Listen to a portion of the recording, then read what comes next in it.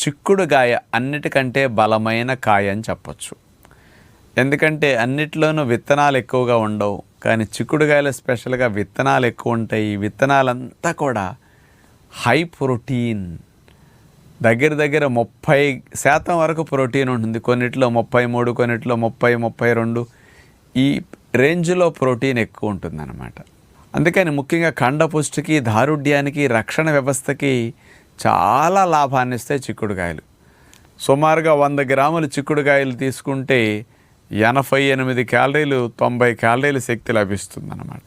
ఇతర కూరగాయలన్నీ 20 క్యాలరీల శక్తి, 25 క్యాలరీల శక్తిని ఇస్తే ఇది ఒకటే 88, 90 క్యాలరీల శక్తిని ఇస్తుంది. మరి అలాంటి చిక్కుడుగాయలు దొరికినప్పుడల్లా మనం బాగా ఉపయోగించుకోగలిగితే, అంటే గింజున్న చిక్కుడు, ఈ చిక్కుడుగాయల వల్ల ప్రోటీన్తో పాటు కెరోటినాయిడ్ కాంపౌండ్స్ అనేవి స్పెషల్గా కలిసి ఉండటం వల్ల